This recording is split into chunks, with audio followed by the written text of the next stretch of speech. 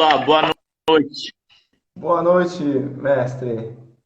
Tô pedindo aqui o pessoal compartilhar, mandar coraçãozinho, porque o Instagram ele demora para entregar para as pessoas, né? Ele é tipo um correios devagar. Ele vai entregando um a um, devagarzinho, até o pessoal começar chegando e aquecendo, né? É um Mas nós prazer. podemos começar, Sim, Jonathan. A hora que você quiser, eu estou pronto. sim, sim, com certeza. E é um prazer ter o senhor aqui com a gente, né? Muito conteúdo, muita história. Sei lá quantos anos está no Taekwondo aí, né? É um imenso prazer mesmo ter o senhor aqui hoje, que tive o prazer de treinar com o senhor aí. Muitos treinos, muitos treinamentos. Tive o prazer de o senhor sido meu técnico em algumas competições, né? E muito obrigado. Se apresenta ao Jonathan, pessoal. é um prazer estar com todo mundo aqui. Eu vou já pedir desculpa, porque eu estou falando do celular e eu não vejo as pessoas que entram ali, eu não enxergo a letra, mas eu vi antes que vi que o Will está aí. Um grande abraço para o Will, tá? Está lá em Santa Catarina, uma pessoa fabulosa, mas queria mandar um abraço para todo mundo que está aí. E dizer, Jonathan, que também foi um prazer ser seu técnico, você foi um dos melhores atletas que o mestre Belmiro revelou, que também foi outro grande atleta, e eu tive o orgulho, né? O mestre Belmiro treinou comigo muitos anos, e você foi aluno dele, junto com o Léo, fizeram muitos treinos comigo, tive o orgulho de ser seu técnico. Você é um excelente atleta, um grande atleta, não só no tamanho, mas com grande espírito de luta, um excelente atleta. Vai ser muito legal esse bate-papo. Obrigado, obrigado. Então, galera, uma coisa que eu peço um favor a todos, galera. Se você tiver com o celular na mão, fica dando coraçãozinho aí, manda comentário, palminha, que isso ajuda a gente a divulgar nosso trabalho. Isso aí é um favor que eu peço a vocês. Se vocês puderem fazer isso, é muito bacana, que ajuda o Instagram a mandar para mais pessoas, para o pessoal saber mais da live junto com o mestre, né? Quem puder fazer isso aí, igual quando eu fico na live de algum amigo, eu fico fazendo isso para ajudar a divulgar. Tá ok? Então vamos lá.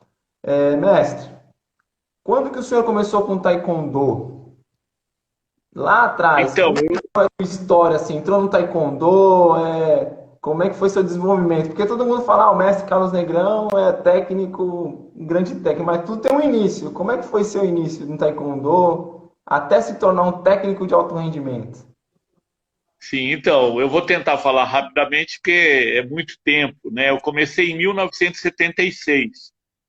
Então, era um outro taekwondo.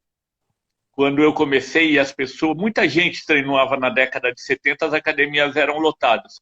Mas é porque é impossível descrever, mas naquela época os filmes do Bruce Lee lotavam o cinema. Artes marciais era uma coisa nova, muito legal.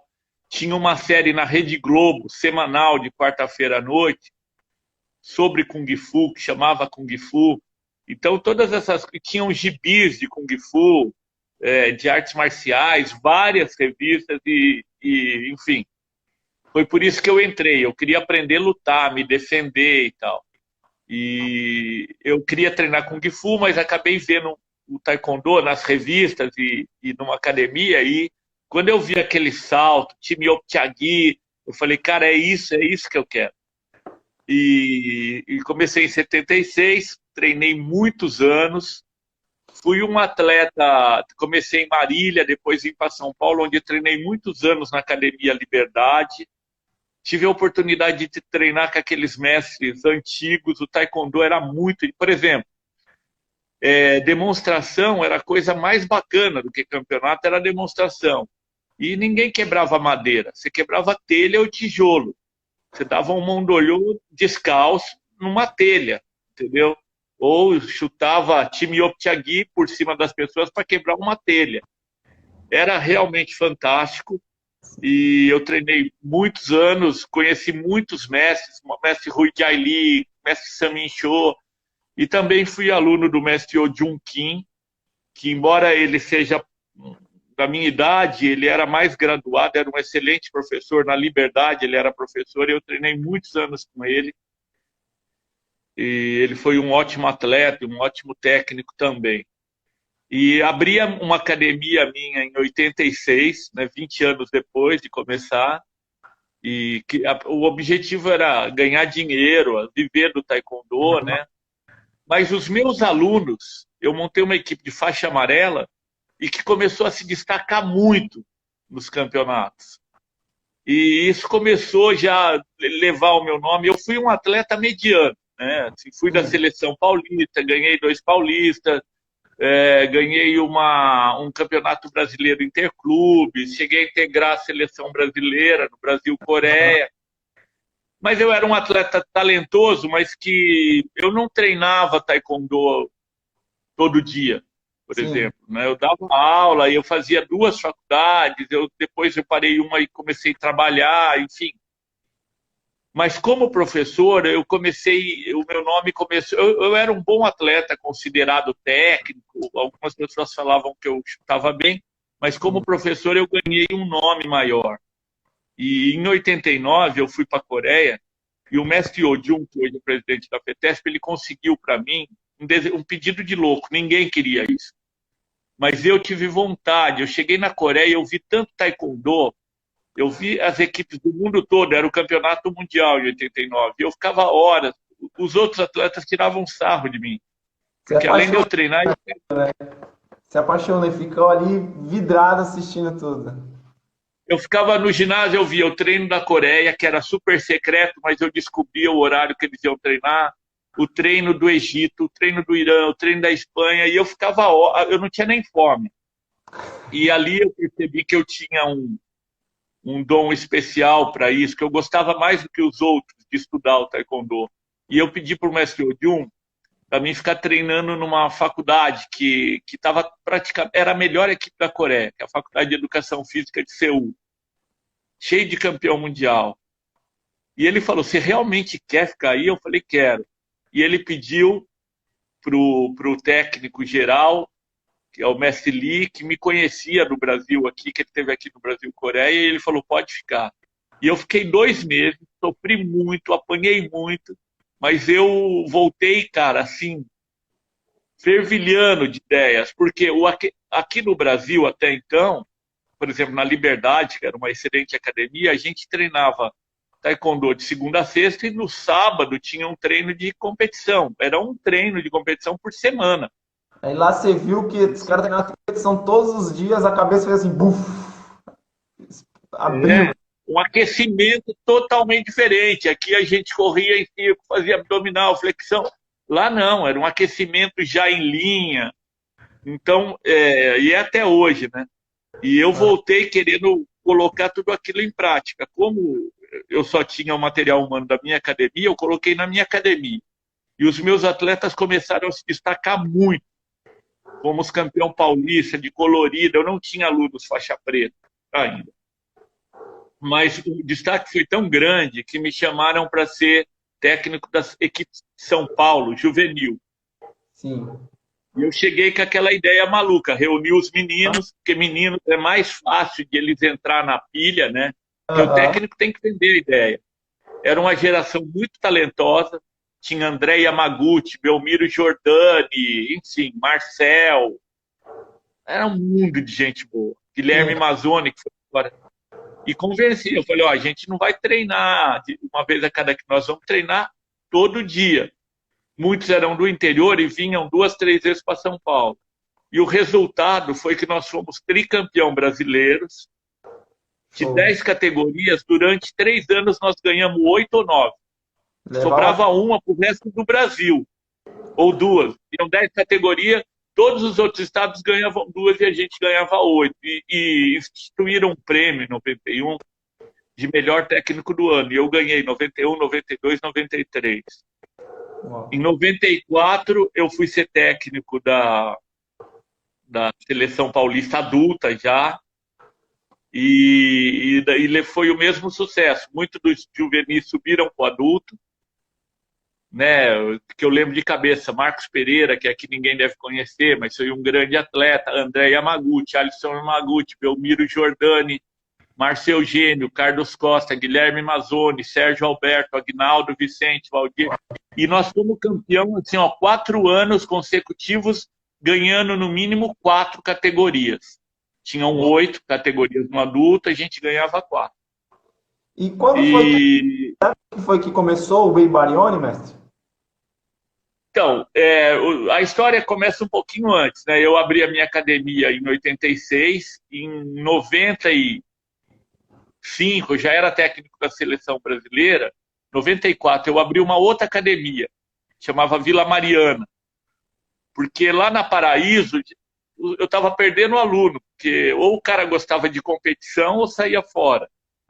Daí eu abri a Vila Mariana e daí era voltado para a competição. Lá eu gravei uma fita de vídeo que vendeu 100 mil cópias no Brasil todo. Uma fita muito legal e tal. Até hoje algumas pessoas comentam.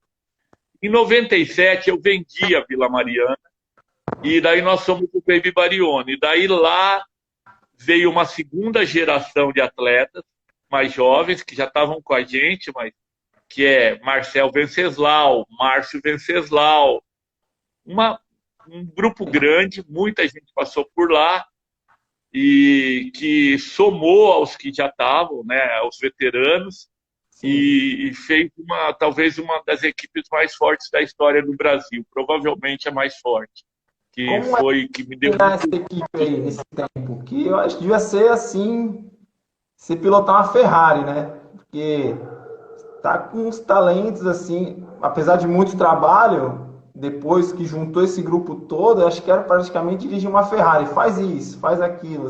Era assim, mestre? Olha, a gente fez tanto sucesso que a TV coreana, eu tenho isso em vídeo, vou publicar, tem num CD, mas enfim, veio no Brasil e gravou uma matéria lá. Uau. E mostrou, passou na TV coreana. Então, agora, basicamente, sempre tinham, por exemplo, na seleção brasileira de 96, dos 8, 6 eram do Baby Barione no masculino e no feminino 2. Então era quase, acho que 7 eram da seleção brasileira. Do Baby Barione, nos 8 titulares da seleção brasileira, 7 eram. E outra, eram 7 atletas que iam no Mundial, na Copa do Mundo, para ganhar medalha. Agora, a gente era muito pobre. Muito pobre. Imagino, porque igual eu vi o Diogo fez uma live comigo, ele falou que vocês foram os desbravadores de tudo, né? Não tinha, era igual entrar numa selva, um mato fechado, e vocês lá passando a foice e abrindo o caminho para tudo que tem hoje, gente, né? Bolsa Atleta, Bolsa Pódio, apoiador de tudo que é lado. Eu imagino, porque eu cheguei a treinar lá, o espaço lá, para comparar dos treinos de hoje, é horrível. É pior que o espaço que eu dou aula no morro. É horrível aquele lugar. É horrível. A gente tinha uma sala pequena, com piso, com pilar no meio enorme, e a gente tinha um ginásio, mas não tinha piso. Daí treinava no piso da quadra. E mesmo assim, muita gente de outros países vieram visitar a gente para treinar lá. E grandes treinadores, o Irano Fargas, quis conhecer lá, porque lutavam com os nossos atletas. Por exemplo, o Marcel Venceslau, ele ganhou do Ramos, que hoje é técnico, dentro da Espanha. O ginásio. E é claro que onde é que esses caras treinam? E vinham aqui, viam uma pobreza, além de não tinha bolsa atleta, bolsa pódio, não tinha nada. Os atletas não ganhavam nada para ser atleta. Mesmo que você fosse, tipo, vice-campeão mundial. Em 95, a Leonilde, que treinava lá, foi vice-campeão mundial. Chegou aqui, ela ganhou um parabéns e um diploma. Valeu. Em 96, a gente teve 6 medalhas na Copa do Mundo. Ninguém ganhou nada. Nós ganhamos um agasalho da Adidas falsificado, que não era da Adidas, era outro agasalho e técnico. E outra, além de não ganhar, quando a gente ia nesses campeonatos, Copa do Mundo, a gente tinha que pagar o dinheiro do bolso. Você tinha que ser campeão brasileiro, ganhar a seletiva e comprar a tua passagem para viajar. Então era uma época muito dura, mas que eu tenho muito orgulho. Primeiro porque, graças a Deus, o taekwondo passou a ser considerado um esporte que que traz medalha de grande potencial. O taekwondo cresceu muito nos anos 90. O Brasil todo via o taekwondo, apareceu na Rede Globo, no Mundo de Lugar, por causa desses Na Band, resultados. na Band passava muitas competições, na Band. Passavam muitas A competições. Band, a É, Band, a Band, ela organizou junto com o COB um campeonato que chamava Circuito Olímpico. Isso daí já é nos anos 2000, foi maravilhoso, porque o taekwondo já estava muito popular, já tinha aparecido na Globo várias vezes, daí a Band fechou um pacote que o campeão ganhava R$ 2.000, o vice-campeão 1.000 ou 1.500 e o terceiro...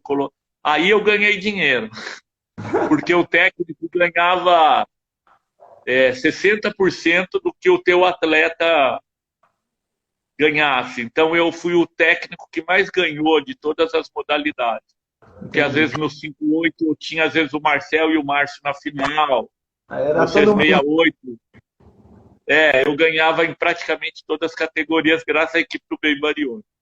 Boa noite, Marcelinho. Marcelinho Yamashita mandou um abraço. Um outro grande, o Marcelinho foi um grande atleta, muito ágil. Ele treinou comigo antes de ir para o Mundial. Enfim, depois foi um atleta muito prejudicado pelas lesões. Mas um excelente, muito rápido. Mestre, Hoje é passa, mestre.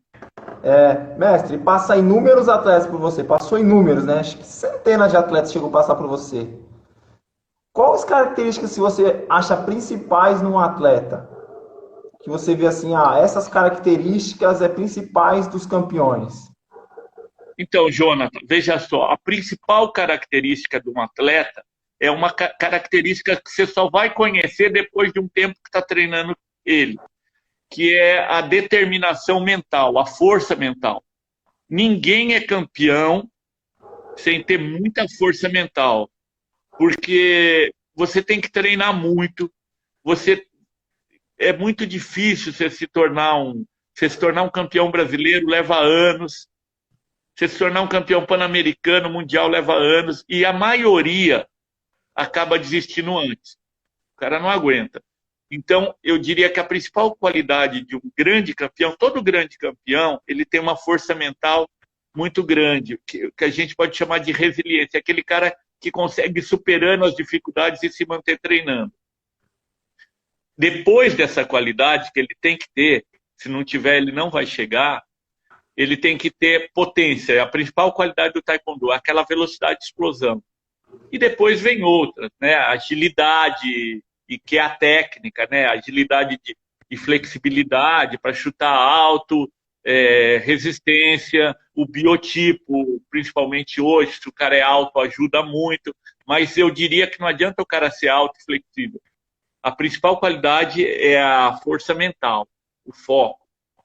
Porque às vezes o cara chega no treino lá, né? Eu tenho até uma habilidade técnica, uma qualidade. Aí o cara chega na primeira semana, vai numa equipe nova, toma porrada todo dia. Aí começa a apanhar, né?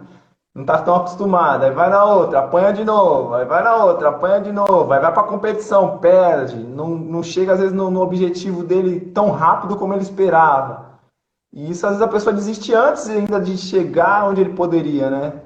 Porque o Claro, caminho é muito longo. é muito comum o atleta ir evoluindo e ele esbarrar num adversário que ele não consegue passar. Ele luta, perde, porque o cara é tão bom quanto ele e às vezes tem mais experiência. Para superar, ele vai levar anos e nem todo mundo tem essa força mental. É muito comum um cara que supera um grande campeão e daí se torna mais campeão que aquele cara. É muito comum, mas tem Porque que ter força. o Belmiro falou que ele perdia muito tempo pro Alisson. O dia que ele passou o Alisson, ele falou, ninguém mais tomou conta da categoria. E acontece, acho que isso é um aprendizado pro atleta também, né? Porque às vezes o atleta ele fica ali, né? Se ele fica assistindo tanto, que ele vai crescendo, ele vai crescendo, ele vai crescendo. Na hora que ele passa por cima de vez, fala, agora ninguém me segura. E acho que também isso é bom, porque às vezes o atleta é tão um nível tão alto. Eu lembro que eu estava aqui em São Paulo, né? O nível do 6874 em São Paulo era muito alto. Lembro que no Paulista disputava Diogo, o Breno, Gustavo Almeida, quando eu era atleta, né? No 7-4 tinha Rafael Garcia, o Henrique Precioso, o Nicolas, todos eles disputavam Paulista. Então, quando passei o Paulista, você já vai ser campeão nacional. E a mesma coisa, o cara entra na seleção brasileira, o cara já vai ser medalhista pan-americano, já vai para outros voos muito maiores do que ele estava batalhando dia a dia. Acho que isso também é muito bom, né? Ter um grande adversário, né? Se você tem força mental para superar esse adversário, né? Essas categorias são muito difíceis. 68, 74 e descendo são as mais difíceis, de 74 para baixo. E às vezes você tem no mesmo estado, em São Paulo, por exemplo, é muito comum você ter os 3 melhores do Brasil aqui. E você tem que passar por aqueles caras toda hora. Mas se você consegue ter determinação para superar isso, e às vezes é difícil, porque às vezes, tecnicamente, você tem condições, mas tem o lado da tua vida. Para treinar taekwondo, você deixa de trabalhar, então você tem, às vezes, menos grana que os caras da tua idade, você deixa de namorar, então a tua namorada vai lá e vai ficar com outro cara que tem mais tempo para dar tempo. É muito duro perder isso. Sim. Você perde a namorada, fica sem grana, então tem que ter muita força mental. Aham. É, porque são escolhas. O cara quer ser atleta, o cara tem que ter escolhas na vida, não tem jeito. Eu falo pro pessoal aqui, eu falo pra galera, galera, você quer ser campeão? Você quer ser atleta? Você vai ter que ter escolhas. Você vai ter que abdicar de algumas coisas para ter outras, não tem jeito. Não vai ter mole. Verdade. Não tá achando que você só vai treinar, você vai chegar lá e você vai vencer. Você vai ter que se abdicar de algumas coisas. Você vão ter que ter escolhas na sua vida. Isso acho que é para tudo na nossa vida, né? Quando a gente quer alguma coisa, uma coisa maior, um grande emprego, fazer uma faculdade, você vai ter que se abdicar de outras coisas. Não, são escolhas e faz parte. Outra Eu pergunta que eu acho tenho. que. Pode ir. Pode falar, Não, não. vamos lá, não, pode ir, pode ir. Pode ir, pode ir. Depois a gente retoma. E quando você olha um atleta assim, né? Ah, você vai na competição e olha um atleta. O que que você olha assim? Você olha primeiro o talento, as habilidades dele ou o biotipo? Então, a primeira coisa que a gente olha, que 90% dos técnicos olham, é o biotipo. O biotipo, como eu falei anteriormente, não é a coisa mais importante, mas é a mais fácil de você bater o olho. Você bater o olho, o cara é alto para a categoria, opa, as chances aumentam de ser um campeão. Depois você olha, eu olho, né? A potência, que é a velocidade do cara, que é uma categoria, uma qualidade fundamental. E em sequência você olha se ele tem flexibilidade e agilidade. Ele consegue chutar alto, ele consegue coordenar vários chutes, se movimentar. Mas a primeira coisa é o biotipo. E, na verdade, você vai saber se ele tem força mental lá na frente, porque ali não dá para você ter uma ideia. O Aham, cara encara a luta, ele está perdendo, ele continua, ele não desiste, ele sim. está ganhando, ele continua lutando, ele cada vez que abre o placar para e já quer parar e depois volta a lutar, ou ele é um malucão, entendeu? Assim, que está ganhando e vai. Né? Grandes atletas têm esse perfil de estar ganhando e se manter agressivo, né? Uhum. Tipo todo mundo, esses que eu já citei, né? Sim, sim. Carlos Costa, Milton Iuama, e Márcio Venceslau, Marcel, e Belmiro, e tanta gente, Diogo Silva, tanta gente. Porque às vezes o cara fala assim, ah, eu não tenho talento, eu não sou tão bom. Mas às vezes o cara tem biotipo. E às vezes o cara tem muito talento e não tem biotipo. Tem essas duas vertentes, né, às vezes. O que eu acho é que todas as qualidades dá para ser desenvolvidas. Hoje em dia, até, por exemplo, às vezes você tem atletas medrosos. E eu te falo da minha experiência, eu não vou citar nome porque eu já citei e não é legal. Mas dá para você pegar um atleta medroso e transformá-lo num atleta corajoso. Não é mágica. É um trabalho longo e que é um trabalho mais dele do que do técnico. Se ele quer ser campeão, dá para trabalhar e para ele se tornar um atleta, não vou dizer corajoso, mas um atleta que tenha autoestima e que tenha segurança. Dá para você aumentar a segurança dele. E toda técnica é uma qualidade difícil. O cara que tem dificuldade para chutar, ele pode vir a chutar bem, né? Mas dá um trampo, cara. Ele tem que estar muito afim, muito afim. E eu tenho uma história engraçada. Eu tive um atleta fora de série, que parou muito cedo, mas durante o tempo que ele teve no Brasil, ele era considerado o melhor atleta do Brasil durante uns 3 anos. Chamava Guilherme Mazzoni. Uma sombra. Mas ele tem uma história engraçada, porque quando ele era faixa azul, faixa verde, ele era muito duro. E ele chegava para mim, pô, mestre, eu quero ter mais flexibilidade, o que eu faço? E ele me enchia tanto que eu falei, ó, o seguinte, cara, você faz o seguinte, todo dia depois da aula, você vai ficar 40 minutos, de 40 a 50 minutos treinando flexibilidade, depois do treino. Porque o treino de flexibilidade antes do treino não é legal. Sim. Quando você vai treinar potência, né? Não é producente. É até um pouquinho perigoso. E daqui 6 meses você vem falar comigo. E daí depois de 6 meses ele veio mais 6 meses. E quando foi um ano, a flexibilidade dele tinha melhorado tanto que ele falou, mestre, eu estou muito flexível, muito mais do que eu era. Ele nunca foi um cara zerado, né? Porque ele não era da genética dele, mas ele melhorou, cara, muito. E ele agradecia a mim, e no fundo eu sabia que foi o trabalho dele. Sim. De ter ficado durante um ano fazendo um trabalho de 40 minutos por dia, de segunda a sexta, de flexibilidade. Então, é igual ginasta olímpico. Nem toda ginasta olímpica tem a mesma genética, mas é um trabalho que elas fazem, é tão forte de flexibilidade, que todas acabam ficando bem flexíveis ou muito flexíveis. Então, flexibilidade é uma coisa difícil, mas técnica de chute, tática, time, noção tática, isso dá para trabalhar e dá para desenvolver em todo mundo. Mas não tem mágica. É tem trabalho, mágica. É horas, dias e anos de trabalho. Sim, Às vezes eu me pergunto aqui no Instagram, né? Como eu faço para melhorar a flexibilidade? Eu falo, ó, começa a treinar pelo menos 3 vezes por semana. 20, 30, 40 minutos. Você vai melhorar. Eu sou muito duro. Eu sempre fui muito duro, né? Nossa.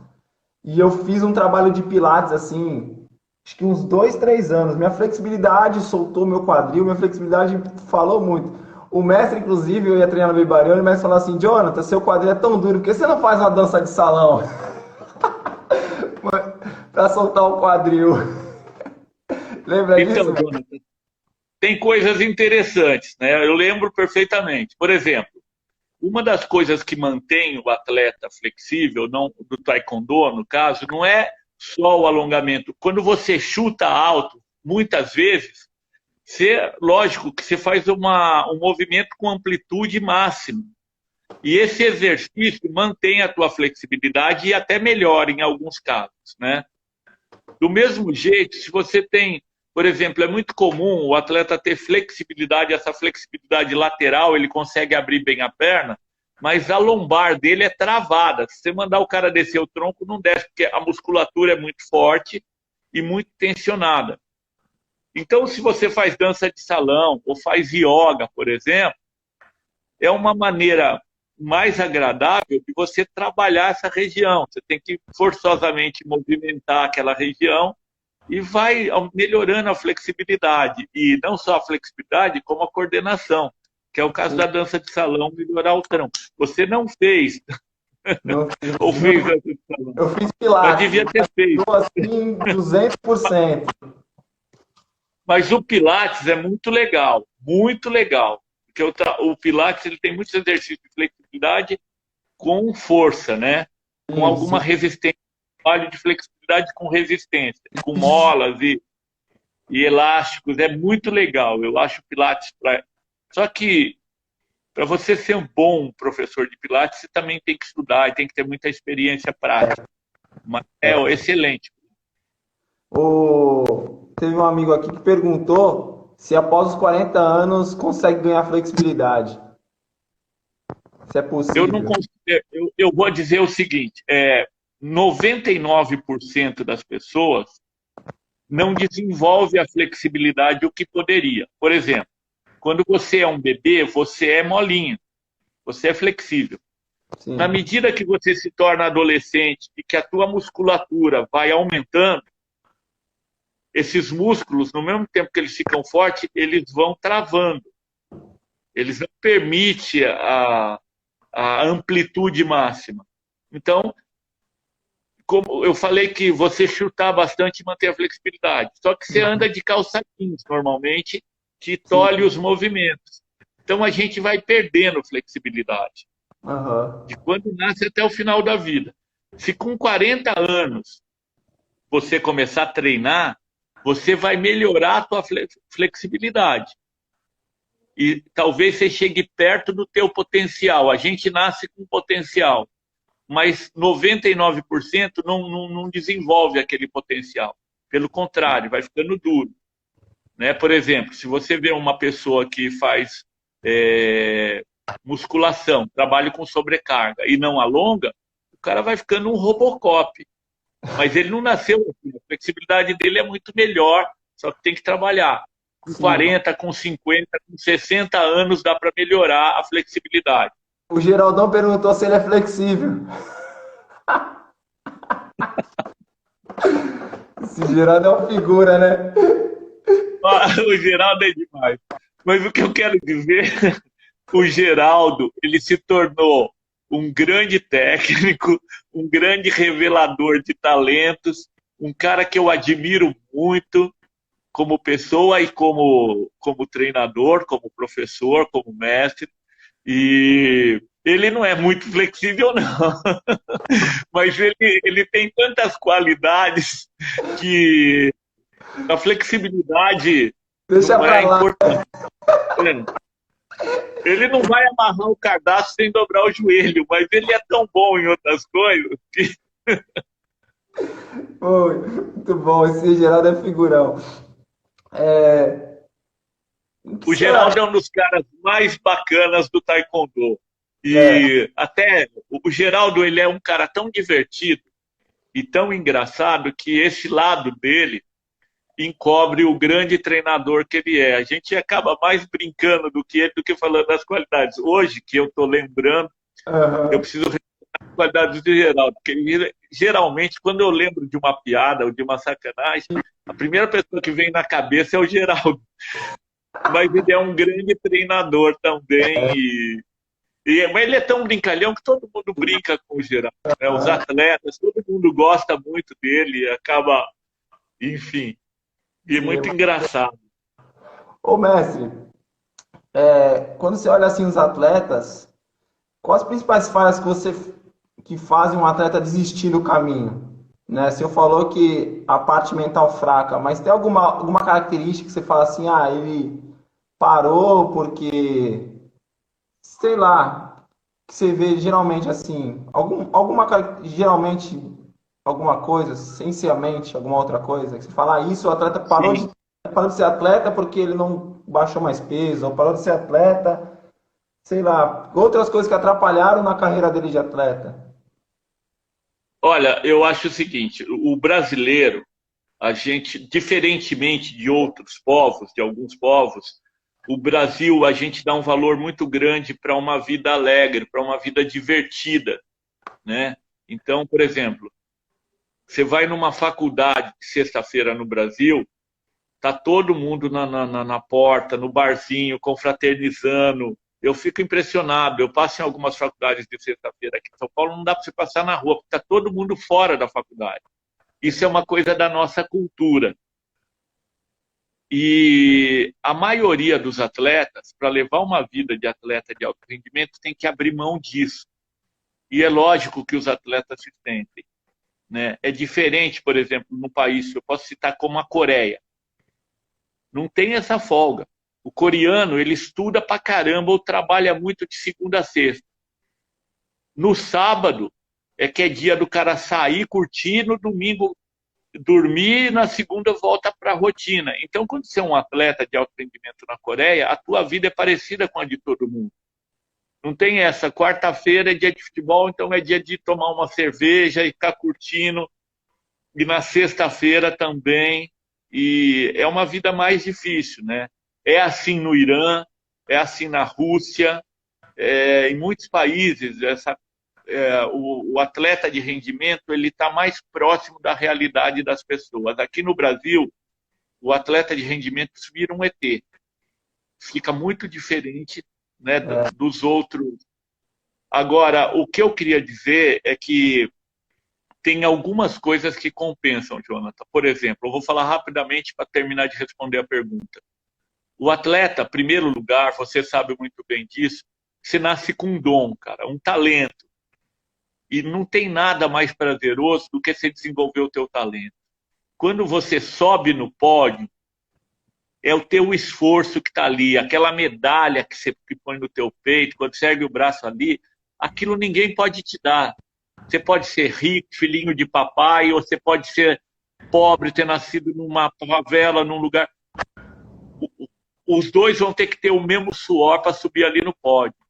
Ninguém vai dar a medalha, é uma conquista tua. O técnico vai te ajudar, mas é o teu trabalho. Quem vai tomar o chute, quem vai ter que bater é você. Então isso é uma coisa fascinante. E você realizar aquele dom que você tem. E é uma qualidade que você vai desenvolver e vai levar para o resto da tua vida, entendeu? Por exemplo, o Geraldo é um batalhador, cara.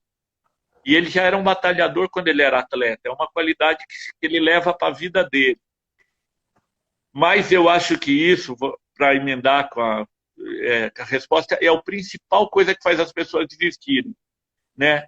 Eu já vi muitos grandes atletas falar, cara, eu tô ali na sexta-feira sabendo que eu vou ter que ir para casa para treinar no sábado, não vou sair curtir. E você pode sair curtir, mas isso vai prejudicar o teu treino se tiver treino no sábado.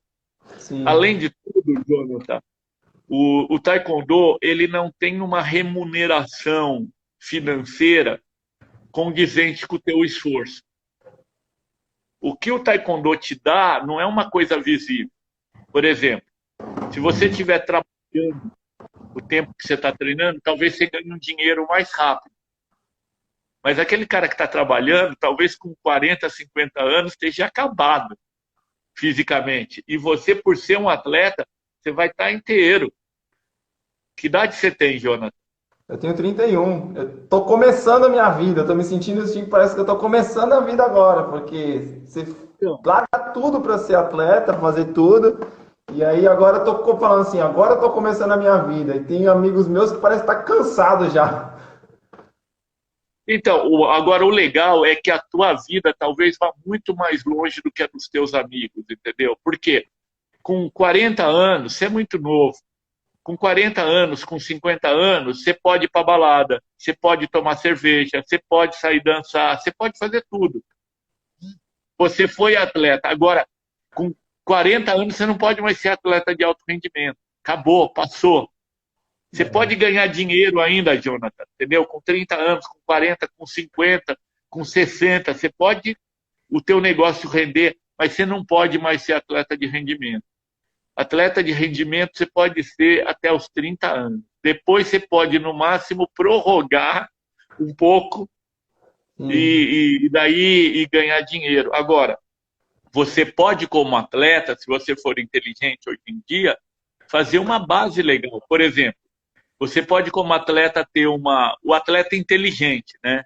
Ele Uhum. ganha uma ajuda de custo, uma bolsa talento do governo do estado, daí ele passa para um bolsa atleta, ele ganha, como você ganhou e muitos outros, uma bolsa universitária, então ele vai fazer uma faculdade.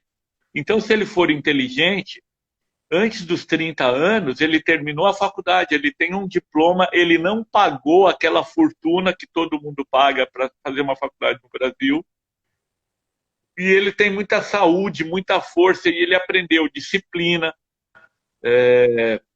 resistência para enfrentar dificuldades.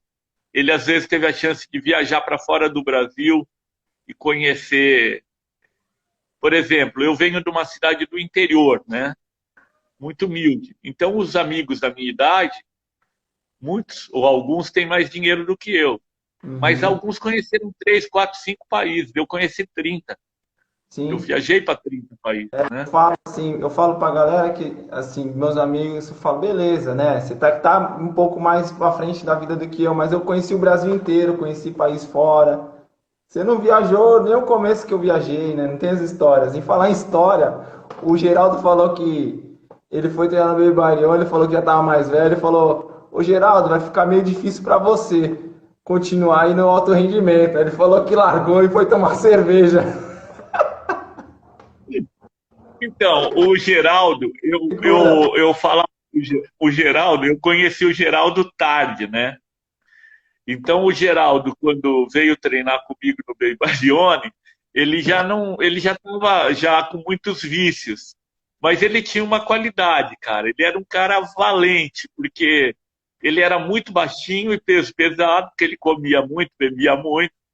Então, quando chegou no Bay Baglione, ele ia treinar com os pesos pesados. Os caras tinham o dobro da altura dele, estavam muito à cabeça dele, mas ele era um cara valente. E o que é legal é que como técnico, agora eu acho que ele pode ser mais feliz, porque você, como técnico você pode comer à vontade, beber à vontade, desde que você cumpra os seus compromissos, e o Aham. Geraldo cumpre, eu cumpro também, você tem que estar naquele horário, mas você pode curtir a vida, entendeu? E infelizmente, se eu conhecesse ele mais cedo, eu ia ter judiado muito dele e provavelmente seria um campeão. Mas, enfim, né? Eu também não fui um grande campeão como atleta, mas como técnico a gente se destaca. E hoje eu viajo, eu posso viajar e no campeonato e numa balada, enfim, e Mestre, não atrapalho nada. Mas eu acho que, terminando a resposta, a principal aham. coisa que deixa, faz os atletas desistirem, um é essa, é, isso que as coisas que ele tem que deixar, a vida social, a vida em família, né? Às vezes todos os familiares curtem um sábado à noite com muita bebida e ele não pode participar daquilo. E a segunda coisa é a grana que não vem imediatamente, demora muito. Você tem que ser muito inteligente, mas se você for inteligente, você vai usar o taekwondo para ter uma bolsa universitária, você vai ter um salário por mês, porque você não vai É, pagar a faculdade, vai ter até uma bolsa pódio. Você pode hoje entrar para as Forças Armadas e ter um salário inicial de R$ 4.000, enfim, né? eu falo pra galera, eu não fui o nível de Diogo Silva, Carlos Costa, esses super atletas. Mas eu consegui, graças a Deus, eu consegui fazer uma faculdade, eu consegui, eu fui com bolsa atleta e salário de cidades, eu consegui comprar uma moto, comprar um carro, dei entrada na minha casa, porque eu soube utilizar o dinheiro da forma correta, né? Fui inteligente dessa forma, né? Talvez lá na década de 90, os caras, é impossível, os caras não tinham salário de nada, não tinha nada e não tinha como, né? Inclusive o Carlinhos apareceu aqui na live, o Carlos Costa, e um agradecimento, né? Mestre Negrão sempre esteve ao lado dos atletas e orientou todos, né? Ele tem agradecido, porque de certo o senhor deve ter dado muitas orientações para eles, como deu para mim também, falando: olha, presta atenção nisso, faz aquilo. Eu acho que esses valores aí que você passou para cada um deles, acho que tem mais valor, às vezes, até que os títulos que eles ganharam, né? Eu acho que, Jonathan, eu me lembro de muitas coisas que eu te falei, né? O cara chega para mim, muitos atletas, mestre, eu vou ser pai, mestre, eu vou casar. Eu acho que a obrigação do técnico é ajudar a pessoa. Não é que você saiba tudo, não, mas você tem uma experiência e você é uma pessoa que o atleta confia. Dentro da luta, fora da luta, na vida, nos treinos, e você tem que usar, ser responsável. Eu ontem dei uma palestra sobre liderança e eu falava que o líder, ele não é o cara que sabe tudo, mas ele é o cara que os outros olham para você e falam, pô, com esse cara eu vou junto. Para vitória, para derrota, mas com esse cara eu vou. Porque quando o líder é legal, você pode perder com ele, mas você quer estar com ele. Então, eu acho que o técnico tem essa função. Eu fico muito feliz de ter tido na minha mão grandes atletas e grandes pessoas, grandes seres humanos, né? O Carlos Costa, na minha opinião, é talvez um dos três maiores atletas do ponto de vista, não de ser o mais vitorioso, mas de ser o mais incrível, aquele cara agressivo, aquele cara que dava show, aquele cara que dava nocaute, atletas de todos os tempos do Brasil, né? Mas o Sim. que eu mais admiro no Carlos Costa é, por exemplo, ele ter formado uma família, tá criando uns filhos, uma coisa que ele não teve na vida dele, né? Lições que ele não teve, que ele fez, né? Que a ideia é essa, é a gente ser melhor que os nossos pais. E o Carlos Costa é um exemplo disso. E eu fico muito orgulhoso de ter sido um amigo dele, de ter dado conselhos. A gente tem muitas passagens que eu não poderia citar aqui, mas de conversas muito francas, entendeu? Sobre balada, sobre bebida. Eu tinha um lema, né, com a equipe do Carlos Costa, da geração dele, que era assim, ó, trabalhe muito e aproveite os teus horários de folga, entendeu? Então, o Carlos Costa, ele é de uma geração que o pessoal gostava de beber, de curtir, né? Aham. Então, só que eu fazia o seguinte, você vai beber, mas você vai trabalhar a semana toda, cara. De segunda a sábado, você vai ralar. E daí, no sábado, entendeu? Solta a franga. Porque você vai ter o domingo para descansar e na segunda nós vamos ralar de novo. Aham. E então, toda a geração dele, o Belmiro, que não bebia, o Belmiro nunca bebeu e tal. Enfim, eram pessoas muito diferentes, que conviviam muito bem, respeitando a diferença do outro. E eu fico muito orgulhoso de vê-los bem. Esses dias encontrei um atleta, um ex-atleta que treinou comigo, que é o Luciano de Marília, que é Sim. um cara fantástico, foi um grande atleta, lutou com o Carlos Costa, perdeu com o Carlos Costa, daí lutou com o Márcio Eugênio, depois lutou com uma... E é um cara que foi um grande atleta, depois se Sofri pra destacou ganhar no Muay dele. Thai. Sofri. Oi? Eu fui dele umas vezes, sofri pra ganhar dele. Foi aquele caso que eu fiquei ali, ó, até ganhar dele. É. Uma perna esquerda ele luta até hoje. E eu fui para Marília por um motivo pessoal, a minha mãe estava doente, e reencontrei ele, fiquei hospedado na casa dele e vi que, pô, ele está muito bem como pessoa, como ser humano, né? Como o Carlos Costa me enche de orgulho, o Geraldo, né? O Geraldo está montando um time de futebol, lá, tanto filho que ele tem, né, mãe? Enfim, o Belmiro, o Márcio Eugênio, eu não vou começar a citar todos porque eu vou esquecer nomes, vou fazer alguma injustiça, mas o que eles se desenvolveram para depois de que encerraram a carreira de atleta é muito bacana. Todos são lutadores, batalhadores. O Kaique colocou aqui, o Kaique treinava no Juventus, colocou aqui. Ele falou, fazia um monte de merda. Aí você chegava assim, Kaique, vamos conversar, vai. E aí ele me perguntou, tu vai casar com isso daí que ele falou. Ele perguntou no Instagram, ele perguntou assim, como é lidar com vários atletas diferentes, assim, de idade, de locais, como é que ele lidar com uma equipe assim grande, com cada um com uma característica diferente? Como é que ele lidar com esses atletas diferentes? Então, eu acho que você tem que encarar que, por mais que você saiba, você não sabe tudo, né? Por exemplo, eu aprendo muito com todos vocês, com todos vocês. E não vai ser fácil. O relacionamento humano é difícil. Você tem que gostar muito do que você faz. Por exemplo, o Kaique, quando eu conheci o Kaique, de cara eu achei que ele tinha um potencial técnico bom, ele chutava bem, e ele é um bom menino. O Kaique é um bom menino. Embora que, às vezes, o bom menino está lá no fundo, né? De um cara que se sente esperto, se acha, né? Mas ali lá no fundo tem um bom homem, uma boa pessoa. E o técnico, do mesmo jeito que você tem que cavucar o talento do cara, você tem que cavucar esse bom homem que está lá. Você não sabe onde vai terminar. Por exemplo, Jonathan, eu jamais poderia prever o que você faria o trabalho. Eu te vi dando uma palestra recentemente. Eu cheguei para dar um seminário, que a primeira parte era uma palestra tua, então eu fico orgulhoso de ver você ali. Realmente fico orgulhoso. Não deu nem para acompanhar, mas de ver você dando uma palestra é uma coisa, ao mesmo tempo, surpreendente e feliz. Porque é surpreendente porque você não sabe onde esses caras vão chegar quando você vê o Jonathan atleta, eu não imaginava o Jonathan dando uma palestra. Ou o Kaique, né? O Kaique está fazendo um trabalho hoje muito bacana. Que obviamente é o trabalho dele, com o talento dele, mas se de alguma forma eu contribuir, eu fico muito orgulhoso, né? E agora ele é um líder, né? Tá com uma barba, uma cara de iraniano, uma coisa assim e tal. Mas enfim, né? Tá lá, eu espero que todos vocês façam muito sucesso, eu fico muito orgulho. E não acho que o sucesso do Carlos Costa se deve a mim, não. Se deve a ele. Eu fui um ponto de apoio, Aham. um cara confiável.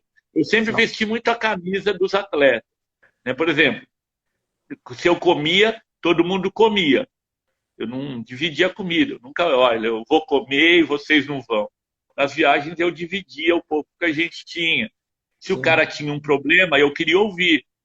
O Carlos Costa também me ajudou muito, todo mundo, Geraldo, sabe? Me Aham. ajudaram profissionalmente, financeiramente, todos eles. O Belmiro, um monte de gente, cara, um monte de gente. E os que não ajudaram estão em tempo de me ajudar ainda. O, o Alex perguntou aqui agora mais sobre técnico, né? Calma aí, deixa eu voltar um pouquinho. Caramba, mestre, vou pegar outra pergunta. Mestre, qual a maior qualidade como técnico? Um técnico tem que ter maior qualidade. Taekwondo de Manaus Olha, pegou. eu acho que técnico é mais difícil do que atleta ver uma qualidade. Eu acho que a inteligência é uma qualidade. A segunda é a sensibilidade. Eu vou falar de três. Uma, a inteligência. Outra, inteligência é você ver a luta, imaginar qual que é a solução que você precisa propor, ver outros treinadores, o relacionamento humano. Isso é um tipo de inteligência que chama de inteligência interpessoal. E Estudar. sensibilidade é você sacar. Tem atleta que você tem que gritar e tem atleta que você tem que abraçar. E muitas vezes o mesmo atleta tem hora que você tem que gritar e tem hora que você tem que abraçar. Né? Tem uma história clássica minha que ficou famosa na seleção, porque um dia eu peguei o Márcio e o Marcel comendo cachorro quente e a Carmen, e eu ranquei o sanduíche da mão dele, joguei no lixo, pisei em cima, xinguei, gritei com eles. Mas é lógico que muito mais vezes eu abracei, eu elogiei, é assim, entendeu? Com todo mundo. Então, eu acho que. E uma quarta qualidade é você estudar, você aprender. Agora, técnicos são diferentes, entendeu? Você não tem uma receita. Você tem o técnico mais bravo, o técnico mais amigo. E eu acho que o grande técnico ele consegue ser maleável. Tem hora que tem que ser bravo, tem hora que tem que ser mais amigo e estudar muito. Por exemplo, hoje eu estudo bastante, sabe, Jonathan?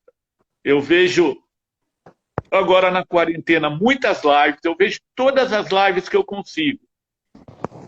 Às vezes não dá para ver porque são duas simultâneas. Eu Sim. vejo live de atleta, eu vejo live de treinador, eu vejo live de dirigente. Eu não via live, mas agora que é a quarentena, eu vejo todas as lives. Legal. E eu aprendo, porque você vai, pô, como é que pensa aquele técnico? E ouvir os atletas, todos os atletas, qual que é a dificuldade que ele sente? Uhum. Enfim, não sei se eu respondi, mas eu acho que técnico, diferentemente do atleta, como o teu trabalho não é físico, o teu trabalho é na cadeira e dando treino, você tem que ser motivador, né? Empurrar o atleta para ele acreditar nele. O técnico é uma coisa engraçada, né? Porque quem vai subir no pódio é o atleta. Então, por exemplo, se a pessoa é muito egoísta e muito egocêntrica, tem grandes atletas, mas que eles são tão egocêntricos que eles não conseguem ser técnicos. Sim. Porque o técnico, você trabalha para o outro subir no pódio. Não tem o pódio de técnico, normalmente. Né? Quando o Carlos Costa sobe no pódio, quando todos esses atletas sobem no pódio, eu estava embaixo batendo palma, não tinha um pódio para mim. Né? Então, às vezes os caras reconhecem e tal, mas, enfim, falei bastante sobre o técnico, é mais Foi complexo. bom, foi bom, foi bom. Mestre, a gente tem 3 minutos de live, 3 minutos. Queria que você respondesse rapidamente aqui o Rachitani. Qual foi o momento mais feliz da sua carreira como técnico e mestre? Olha, já me fizeram essa pergunta algumas vezes, eu não sei responder. Eu acho que os momentos mais importantes foi ser técnico em 2 Olimpíadas. Mas foram muitas vitórias e muitas derrotas, mais vitórias do que derrotas. Não teve a Chitane, um grande abraço para a Chitane, um momento mais importante. Sim, show. Eu não saberia dizer, porque, por exemplo, aquelas primeiras vitórias que eu tive com a minha academia, talvez eu tenha ficado mais empolgado e dado salto do que quando eu cheguei na Olimpíada. E depois eu queria deixar uma mensagem aí. Sim. Três, alguma dica rápida para quem está começando, mestre, que quer chegar no alto rendimento? Tenha persistência. As coisas boas na vida de qualquer um, sabe? A vitória, o pódio mais difícil, o pódio olímpico, a realização profissional, aquela mulher maravilhosa, o homem maravilhoso, dependendo da tua preferência, que você vai namorar, eles acontecem, mas eles são frutos de persistência. E o sucesso, normalmente, ele vem na hora que você já está quase desistindo. Quando você acha que não vem, vem. Na maioria dos casos. Quando você acha, pô, meu, estou cansado, de repente você começa a ganhar e se torna um grande campeão. Você consegue aquela namorada que você achava que nunca ia conseguir. Você consegue ganhar dinheiro quando você já estava desistindo. Não desista, persistência. Se você acredita, saiba que vai ser difícil, mas acredita no teu sonho. E olhe para as coisas boas que você já conquistou. Beleza, mestre, 1 minuto aí, pode encerrar. Muito obrigado por tudo, obrigado pela disposição, obrigado por todo o conhecimento e é com o senhor esse último minuto aí para encerrar. Olha, é o seguinte, nós estamos aí numa pandemia que está todo mundo sem poder sair de casa, sem poder trabalhar, alguns perdendo muita grana, alguns perdendo emprego. Eu também estou nessa, né? Alguns vão fazer dessa pandemia um salto na vida deles, para voltar da pandemia melhor, mais preparado, mais inteligente, com mais a faca nos dentes e muita garra para lutar. Esses vão ser os vencedores. Mas uma grande maioria vai desistir no caminho, ou vai se acomodar, ou vai ficar jogado no sofá, entendeu? Sem fazer nada. Aproveite a oportunidade, aproveite a dificuldade de hoje, por maior que ela seja, para fazer um ponto de virada na sua vida. Obrigado, mestre. 10 segundos. Abraço Pessoal, a todos sobe aí. outra, porque eu tenho que buscar minha filha na minha sogra, tem um monte de coisa para fazer e é a nossa vida. Um abraço a todos. Vamos para a Fiquem luta.